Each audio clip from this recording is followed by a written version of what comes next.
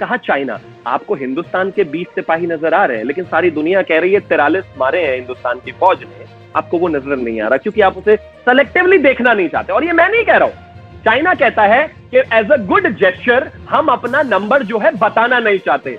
Corona हमने फैलाया, हम बताना नहीं चाहते। बॉम्ब आकर गिरे, एयर स्ट्राइक हुई, हम बताना नहीं चाहते। अब हमारे 43 मरे, हम बताना नहीं चाहते। बताना क्यों नहीं चाहते? आप स्टैंड ऑफ करके खड़े हो सामने हमारे, आप और बताना नहीं चाहते नंबर, क्योंकि पता है आपको कि आपके ज्यादा मरे हैं। दूसरी चीज, हिंदुस्तान इस चीज को लेकर अब बड़ा क्लियर कट है कि अगर सीमा विवाद है, हम पीछे नहीं हटने वाले साहब। अगर उनको हमें अपने सीमा में एक लॉजिकल तरीके से सोचिएगा, सीमा में अगर घुसने देना होता तो वहां फौज स्टैंड ऑफ नहीं कर रही होती। वहां क्यों होता स्टैंड ऑफ इतने समय से?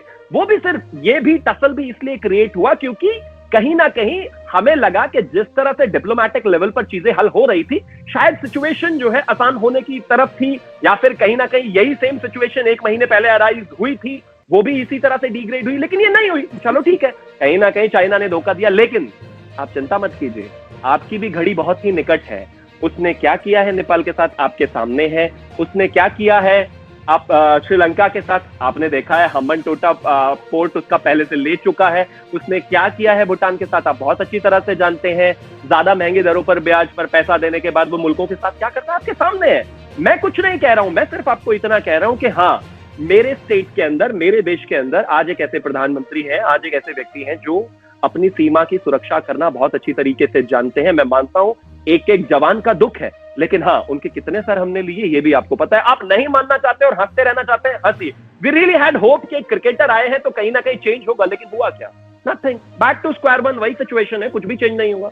मसला शुरू हुआ है जब पिछले साल अगस्त में हिंदुस्तान ने आर्टिकल 370 और 35A और वो तब्दील किया। तब चाइना ने भी वार्न किया था और पाकिस्तान ने भी किया था कि ये एक डिस्प्यूटेड टेरिटरी है और ऐसा ना किया जाए, मगर हिंदुस्तान ने उसको सीरियस ना लिया और धमकियाँ देना शुरू कर दी, जिस पे चाइना लद्दाख में अब आ गया हुआ है जो कश्मीर ही का हिस्सा है। और कश्मीर का मसला जब तक रिजोल्व नहीं होगा इस रीजन में किसी सूरत अमन नहीं आ सकता। और कश्मीर का मसला सिर्फ एक ही तरह हल हो सकता है कि अगर हिंदुस्तान मान जाए और यूनाइटेड नेशन की जो रेजोल्यूशन है वो इम्प्लीमेंट की जाए। फर्ज करें हम फर्जी लिहाज से एक दूसरे को ताने देते रहेंगे, बातें करते रहेंगे, मगर उसका कोई मतलब नहीं है जब तक एक्चुअल चीज़ नहीं हो। हकीकत पसंदाना गुफ्तगू करें पाकिस्तान के साथ भी और हिंदुस्तान चाइना के साथ भी सीरियसली कहे और जो डिस्प्यूट्स हैं उनको माने। और वो डिस्प्यूट का एक ही हल है, जैसे यूनाइटेड नेशन है उसकी रेजोल्यूशन के मुताबिक कश्मीर का मसला हर सूरत हाल होना चाहिए, नहीं तो यही जंग कहीं और ले जाएगा और दुनिया इसको कहीं और वर्ल्ड वॉर में ये कन्वर्ट हो जाएगी। जी त्यागी साहब, आप रिप्लाई करना पसंद करेंगे? जहां तक मामला कश्मीर का है, हम उसको अपना एक इंटेग्रल पार्ट मानते हैं और वो है भी, और हमने उसमें 370 एब्रोगेशन और 35A एब्रोगेशन कर दी। उसके बाद आपको जहां जा जाकर ढोल पीटना था आपने खूब पीटा, क्या हुआ? कुछ नहीं बदला, कुछ भी नहीं बदलने वाला। अब से 100 साल बाद भी आप इसको करते रहिएगा। एक बात। दूसरा, जहां तक चाइना की बात है, हम खड़े हैं उनके सामने छाती ठोक कर। आई नो हमारे साथ जो चीजें हुई हैं वो के सामने है, अंतरराष्ट्रीय स्तर पर आपके लिए बहुत ही फीजिबल चीजें हैं। ये भी एक अलग बात है कि स्ट्रेटेजिकली आपने वो वीगर मुस्लिम्स के ऊपर अभी तक जवाब नहीं दिया, चुपचाप उसको कब गुम कर दिया मुझे पता नहीं।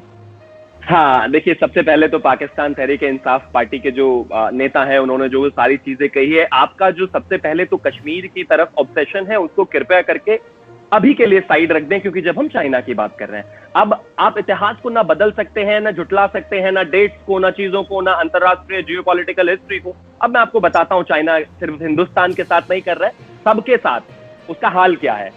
चाइना की अगर मैं बात करूं, नेपाल के साथ चाइना का विवाद पहले से है, आपको पता है। अभी परसों ही उनके विपक्ष ने एक मुद्दा उठाया है जिसमें उन्होंने कहा है कि 64 एकड़ जमीन चाइना ने ऑलरेडी नेपाल की घेर ली है। ये कोई नई बात नहीं है, पिछले साल इन्हीं दिनों में वहां की एक सरकार की रिपोर्ट लीक हुई थी जिसमें कहा गया था कि कहीं ना कहीं ईस्ट नेपाल में लगातार अतिक्रमण चाइना करता आ रहा है। ठीक है, आपको याद होगा 2017 का डोकलाम ट्राई जंक्शन था जहां पर भूटान और हिंदुस्तान और चाइना की सीमा लगती है। चाइना ने उसके साथ क्या किया वो भी आपको याद होगा। 2009 से साउथ चाइना सी में क्या कर रहा है चाइना, आप बहुत अच्छी तरह से जानते हैं। वहां किस पर उसकी लड़ाई नहीं है। अब आप देखिए, साउथ चाइना सी में जापान के 2 आयरलैंड है, उस पर उनकी लड़ाई है। मलेशिया के साथ पिछले महीने ही 1 महीने तक स्टैंड ऑफ रहा।